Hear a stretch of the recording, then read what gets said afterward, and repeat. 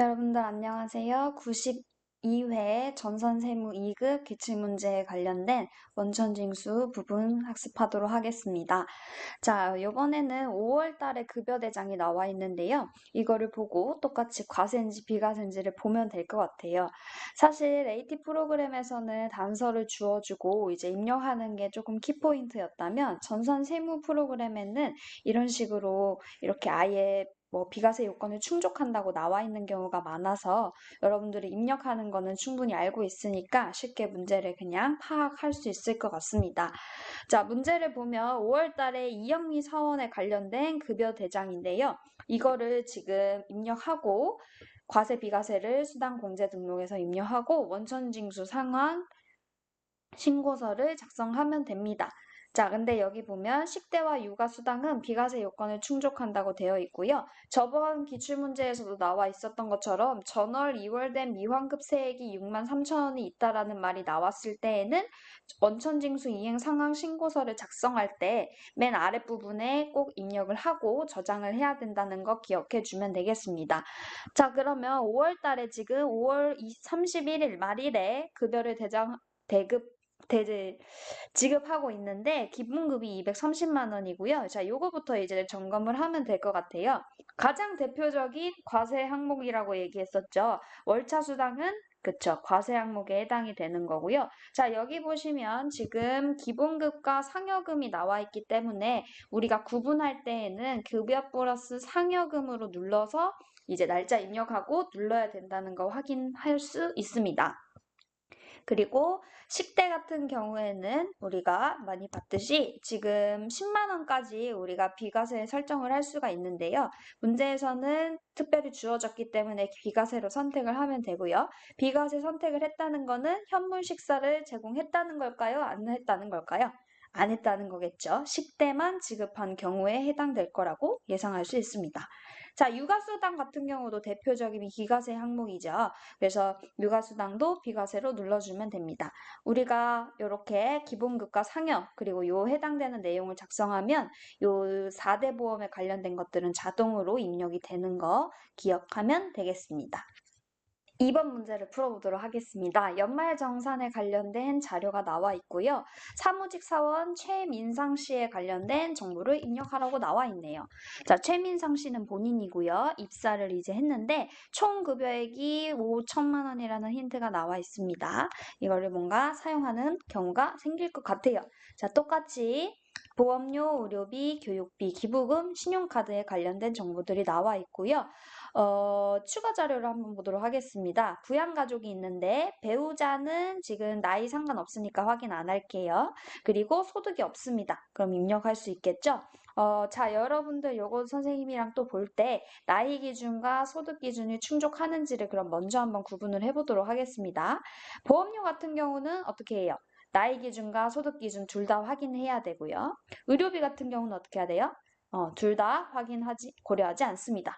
교육비 같은 경우도 이제 밑에는 소득 기준만 신용카드까지 소득 기준만 확인한다는 거 볼 수 있었기 때문에 이런 식으로 추가 자료에 나이와 소득 기준에 관련된 정보들이 나와 있으면 꼭 한번 주의해서 기억해 주셔야 됩니다.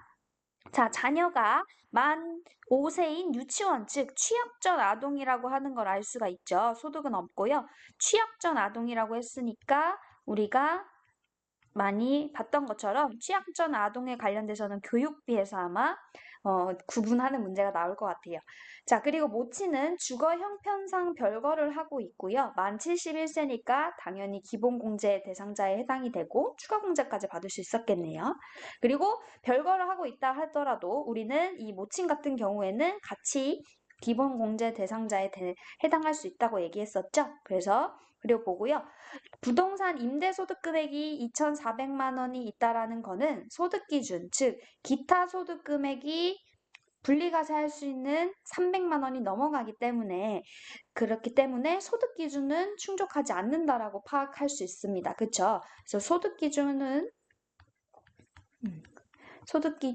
우리가 300만 원, 기타 소득 금액이 300만 원이 넘어갔기 때문에 분리과세 할 수 없는 소득 기준에 충족하지 않는다라고 구분할 수 있습니다. 자, 그러면요. 이제 보험료부터 하나씩 보도록 하겠습니다. 자, 보험료는 나이 기준과 소득 기준을 둘 다 확인해야 되는데요. 일단 본인 거는 입력 가능해요. 자, 근데 저축성 보험료 된다 그랬어요? 안 된다 그랬어요? 안 되는 거고요. 그래서 120만 원은 입력하면 안 됩니다. 자, 자동차 보험료는 입력할까요? 네, 입력 가능하고요. 자, 배우자 나왔습니다. 배우자 근데 소득과 나이 기준 둘 다 충족한다고 봤었죠? 그렇기 때문에 심지어 보장성 보험료이기 때문에 이거 입력할 수 있다, 없다? 입력할 수 있다는 거 구분할 수 있으면 됩니다. 자, 자녀의 보장성 보험료도 자녀가 나이가 20세 이하고 그리고 소득 기준을 충족하니까 24만 원도 입력할 수 있겠죠? 그래서 보험료 칸에다가 입력하면 됩니다. 자, 의료비는요, 본인, 지금 모친, 배우자 이렇게 있는데 지금 소득 기준을 충족하지 않는 모친은 같은 경우라도 목적만 충족이 된다면 입력할 수 있어요. 왜냐하면 나이 기준과 소득 기준을 구분하지 않기 때문에 그렇습니다. 자, 그러면 본인도 입력할 수 있는데 이거 보세요. 보약 구입비, 보아약을 구입하는데 왜 구입을 했냐면 건강 증진을 목적으로 구입을 했어요. 자, 그러면 이거 입력할 수 있어요, 없어요? 없죠. 치료 목적, 질병 치료 목적일 경우에는 입력할 수 있는데 이렇게 건강 증진 목적으로 입력을 할 수가 없습니다. 이해되죠? 네, 좋습니다. 자, 그리고 모친 지금 질병 치료 목적의 병원비예요. 요거 같은 경우는 당연히 입력할 수 있습니다. 신용카드에서 결제된 거고요. 자, 배우자가 임플란트 시술, 즉 치과 치료를 받은 거예요. 이거는 당연히 연말정산 때 의료비 세액공제를 받을 수가 있습니다. 그래서 요거 두 개 입력해 주면 되겠고요.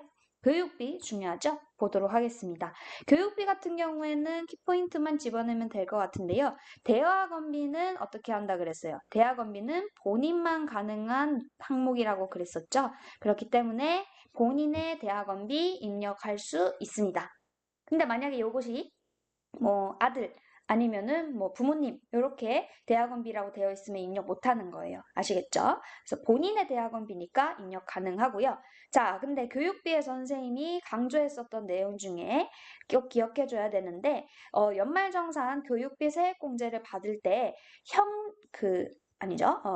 모친 부친, 즉 부모님의 직계 존속에 관련돼 가지고 교육비는 공제를 받을 수가 없습니다. 그래서 지금 노인대학의 등록금, 즉 직계 존속의 교육비죠. 이거는 입력할 수 없습니다. 아예 공제 대상 항목이 아니에요. 그렇기 때문에 뭐 야간 대학을 다닌다든지 아니면 뭐 이렇게 노인대학 등록금을 자녀가 다신 내가 내줬다고 하더라도 요거는 받을 수가 없게 되는 겁니다. 이해되시죠? 자, 그렇고요. 넘어갈게요. 자녀의 유치원비 보도록 하겠습니다. 자, 자녀의 유치원비 지금 100만 원이 있는데요. 이 자녀가 지금 유치원을 다니는 만 5세, 즉 취약 전 아동이라고 얘기했어요. 취약 전 아동의 유치원, 즉 학원비죠. 유치원 학원비잖아요. 이 유치원 학원비는 입력이 가능합니까? 안 합니까? 가능하죠. 중요한 게 취약 전 아동의 학원비만 가능하고 만약에 초등학교, 중학교, 고등학교 학생들이 학교 끝나고 학원을 가는데 그거는 교육비 세액 공제를 받을 수가 없어요. 구분해야 된다 그랬죠? 그렇기 때문에 이 100만 원은 입력 가능합니다. 네, 다음으로 넘어갈게요. 기부금 보도록 하겠습니다. 기부금은 이제 당연히 본인이 종교단체에다가 헌금 낸 거, 교회 다니거나 절 다니거나 성당 다니거나 이런 식으로 기부금 헌금 낸 거를 나중에 영수증을 이렇게 제출을 하게 되면 당연히 세액공제 받을 수가 있습니다. 자, 근데 그 기부금 중에서도 여러 가지 성격이 있는데 배우자가 정치자금을 기부했대요. 자, 정치자금의 기부금도 기억해 주셔야 되는 게 아까 본인만 되는 거 오늘 대학원 학원비라고 얘기했었는데요. 또 하나 추가적으로 알고 있어야 되는 게 본인만 되는 것 중에 또 한 개가 정치자금입니다. 정치자금 기부한 거는 본인만 낸 것만 가능해서 이 배우자가 지금 10만 원 기부한 거는 입력하면 절대 안 돼요. 입력하면 안 됩니다. 꼭 알아두시기 바랍니다. 자, 그리고 신용카드는요, 이제 본인이 쓴 거니까 다 입력 가능한데요. 지금 여기에 아까 포함되어 있다고 얘기했고, 이렇게 대중교통과 전통시장은 어떻게 해야 돼요? 구분해서 써줘야 되겠죠? 그래서 그 칸에다가 입력하면 되고요. 배우자 지금 소득이 없었기 때문에 이 신용카드 금액도 입력할 수 있습니다. 이것도 마찬가지로 대중교통과 전통시장부는 입력을 따로 구분해서 해야 되니까 기억해 주시면 되겠습니다. 자, 그래서 요거 이론적인 소득세 연말정산 이론에 관련된 거 배웠으니까 다시 한번 여러분들 점검해 보시고 또 다음 문제에서 반복적으로 계속 나올 거예요. 그렇기 때문에 지금 한 것만은 다시 꼭 머릿속에 기억해 주시기 바랍니다. 다음번에는 이제 다음 회차에 전산세무 2급을 풀어보도록 하겠습니다. 고생하셨습니다.